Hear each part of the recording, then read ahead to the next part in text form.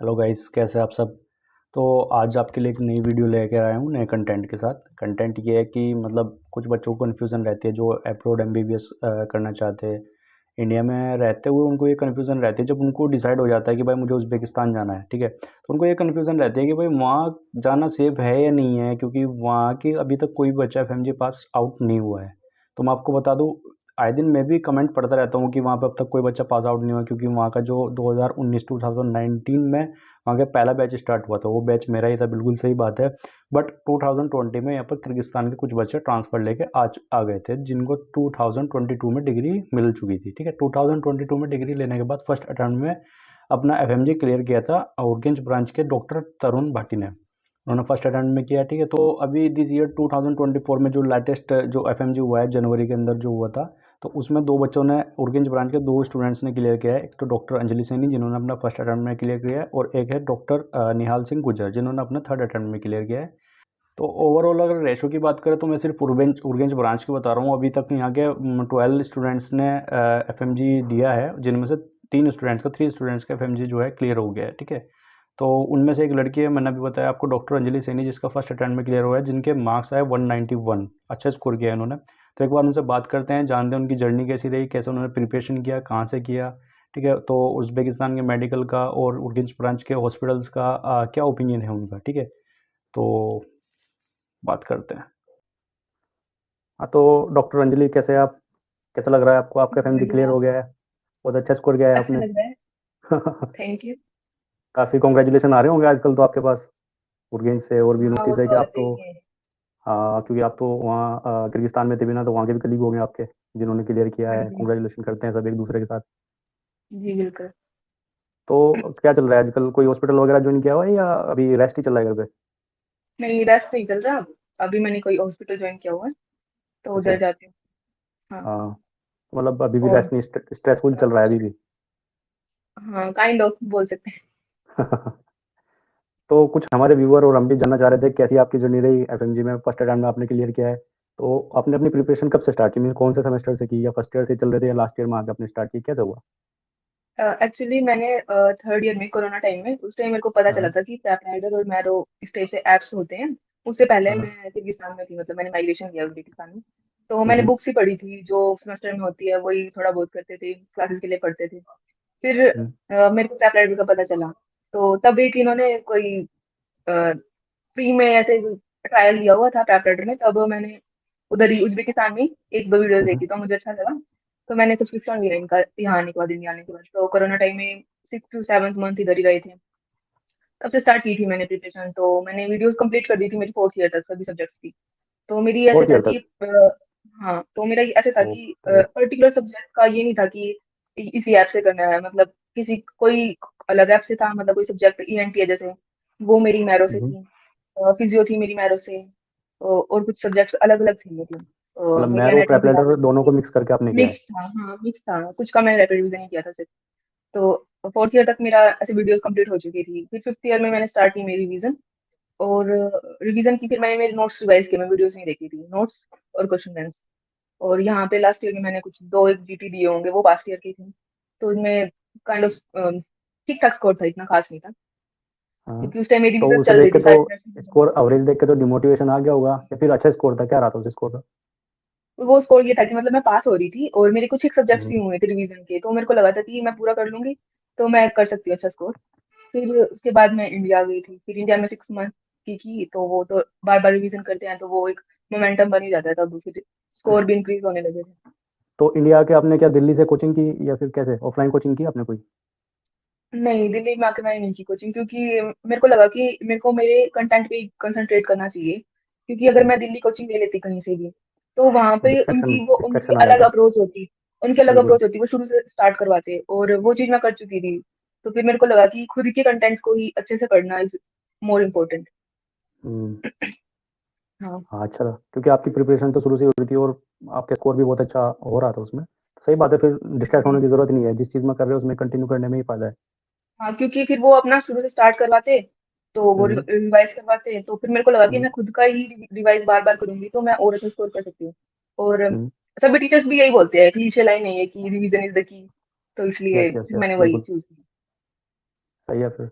तो मीन्स आप अपना ओपिनियन क्या देना चाहते हैं? मीन्स एक एफएमजी आपने अभी फेस किया है, आपने उसका क्वेश्चन फेस किया एफएमजी के, क्या कहना चाहते हो कि हम्म। नॉर्मल स्टूडेंट को कितना टाइम चाहिए होगा? क्योंकि हम आए दिन यूट्यूब पे इंटरव्यू वगैरह देखते हैं, उसमें बताते हैं कि भाई मैंने तो 6 महीने में क्लियर कर लिया, या किसी का बेसिक छह किया, महीने तो में क्या क्या क्लियर सकते मतलब ये कहने वाली बात होती है कि 6 महीने में क्लियर हो जाता है। अगर किसी बच्चे ने 5 साल एबीसीडी भी नहीं किए हैं एमबीबीएस की, तो हाँ आई डोंट थिंक सो कि वो क्लियर कर सकता है एफएमजी। क्योंकि इसका हम्म, स्टैंडर्ड अभी मतलब हर ईयर राइज हो रहा है बहुत। कुछ राइट क्वेश्चन हो तो रहा है ऐसे थे क्योंकि कि आईएमआईसीटी वाले, मतलब कि बाउंसर्स पे बाउंसर्स जो टीचर्स बोलते हैं, बिल्कुल ऐसे थे बिल्कुल तो। ट्रिकी एकदम। और ये वाला, हाँ मतलब ऐसे बोलते हैं ना कि प्रीवियस ईयर क्वेश्चन आते हैं, तो वो डायरेक्ट तो बिल्कुल भी हाँ नहीं आते। आएंगे वो, लेकिन वैसे घुमा के देंगे आपको कि लगेगा अरे ये क्या है, ये तो मैं पहली बार पढ़ रहा हूँ। ऐसा भी कुछ था, हाँ, ऐसे आते हैं। और बिल्कुल तो देखने में ऐसा मैं तो सिंपल और लेकिन ट्रिकी था बिल्कुल। बिल्कुल ऐसे लगेगा कि यार सभी टीचर्स बोल रहे हैं कि ये तो इजी था पेपर, पर हम बोल रहे हैं किधर था इजी। क्योंकि वो ट्रिकी होते हैं, घुमाते हैं क्वेश्चन, तो आपको इस तरह से Right, प्रिपेयर करना है कि मतलब कंसेप्ट क्लियर होने चाहिए। कंसेप्ट बहुत क्लियर अच्छा। होते हैं तो वो इनका निकल जाता है। जी, तो आप 2020 में उर्गिंच ब्रांच में आ गए थे, राइट? किर्गिस्तान से सेकंड ईयर में। जी। तो यहाँ पे कैसा रहा, मतलब टीचरों के साथ आपका बिहेवियर कैसा था? क्या मतलब कोऑपरेटिव थे, या यहाँ पे भी क्लासेस का प्रेशर था आपके ऊपर कि भाई यहाँ की क्लास ज्वाइन ज़्यादा करनी है, थोड़ा हार्ड पड़ रहा है, या ये नहीं आपकी ऐसा तो एफएमजी की प्रिपरेशन में थोड़ी प्रॉब्लम कर रहा था? ऐसा था क्या? नहीं, ऐसा तो बिल्कुल नहीं था। क्योंकि जो टॉपिक्स होते हैं, जो भी उनका परफॉर्मा तैयार होता है, जो मतलब टॉपिक्स का, तो हम्म वो लगभग सेम टॉपिक्स होते थे जो एसएमसी में आने वाले थे। तो मैं मेरी प्रिपेयर करके जाती थी, जो मेरे जिस सोर्स से करती थी मैं प्रिपेयर।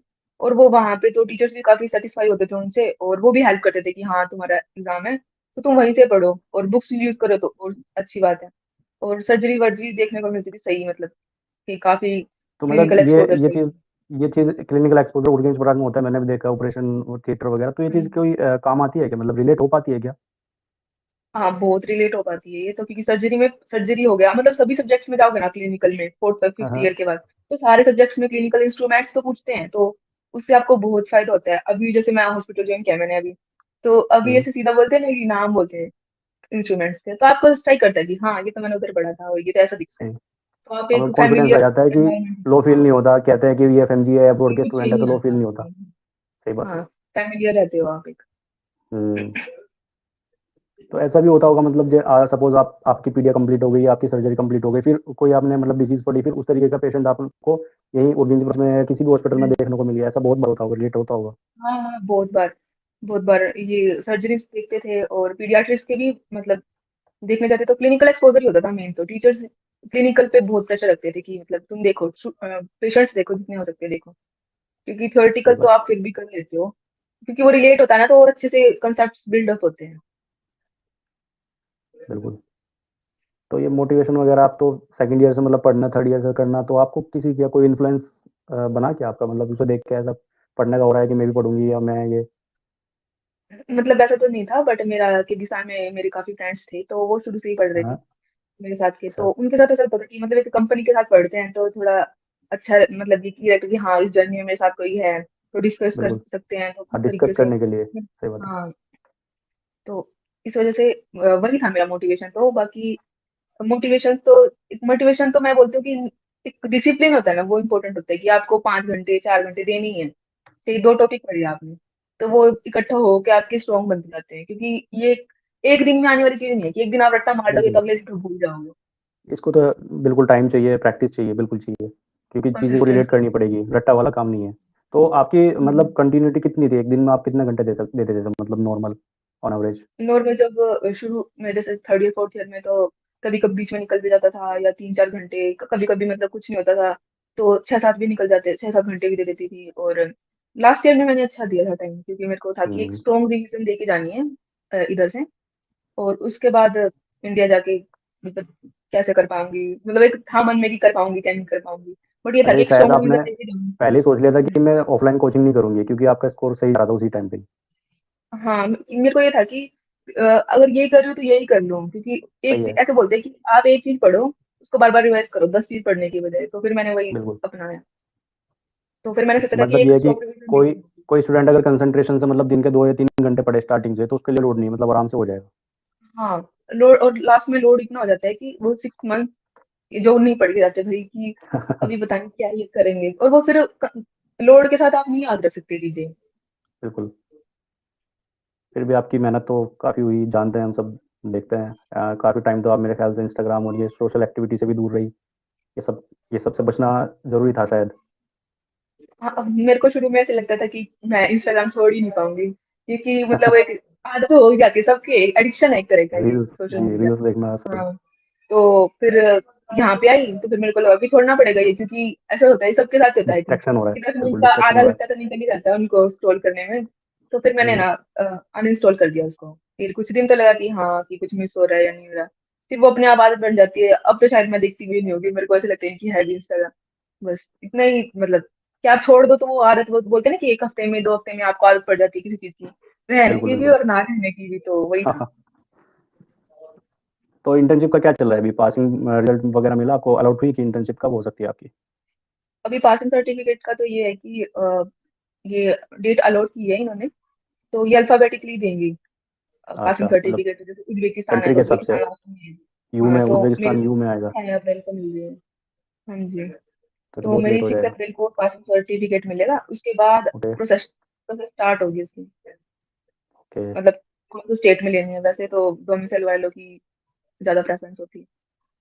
बिल्कुल, सही है। ठीक है, तो पीजी का तो शायद ही इरादा पूरा होगा आपका, क्योंकि आपकी प्रिपरेशन ही पीजी लेवल पे हुई है। हाँ, इरादा तो है, बाकी देखो, कोशिश तो देखते हैं जारी है। फिर।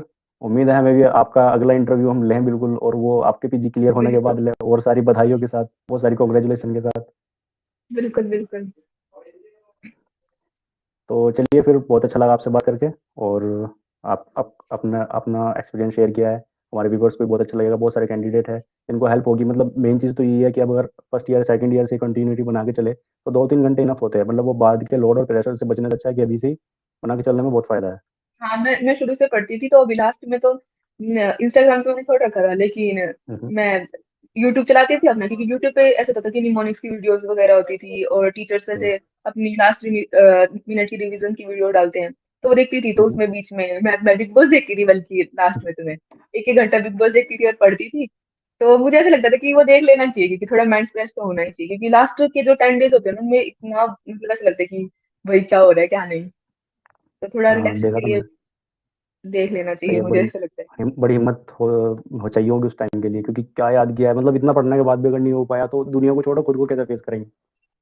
हाँ, क्योंकि दुनिया का तो फिर एक ही रहता है, नहीं पड़ी होगी इसलिए तो हुआ नहीं। अंदर का तो कौन जानता, खुद को ही पता होता है। तो ये कोई रिलेटिव वगैरह का भी प्रेशर था आप पे कि इसका तो नहीं होगा, इसको टारगेट है, इसका होगा ही नहीं? मतलब ऐसा कुछ होता था या सब सपोर्ट करते थे, ऐसे मतलब तो रिलेटिव वगैरह? जैसे एफएमसी के लिए ऐसे तो होते ही कि हाँ चले गए, लेना आसान होता है, क्लियर कर एग्जाम क्लियर करेगी तब पता चलेगा, ये तो तब ऐसे पता बोलते चलेगा, ही हैं सही है। सारे। सही सही।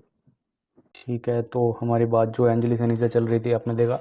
तो अभी नेटवर्क इशू की वजह से थोड़ा बात बीच में अधूरी रह गई है। वैसे ठीक है, काफ़ी जो जानना था मैं वो जान चुके हैं। काफ़ी एक्सपीरियंस उन्होंने हमारे साथ शेयर किया, उनका बहुत बहुत थैंक यू। उन्होंने अपना कीमती वक्त हमारे साथ दिया। तो जैसा मैंने आपको कहा था भी, ओवरऑल 3 स्टूडेंट्स का यहाँ पे एफएमजी क्लियर हुआ है। तो उनमें से एक का इंटरव्यू तो हमारे साथ हो गया है। बाकी जो 2 बचते, डॉक्टर निहाल और डॉक्टर तरुण सिंह, एक बार उनसे कोशिश करते हैं उनसे कनेक्ट होने की, उनका एक्सपीरियंस आपके सामने शेयर करते हैं। तो चलिए फिर मिलते हैं नेक्स्ट वीडियो में।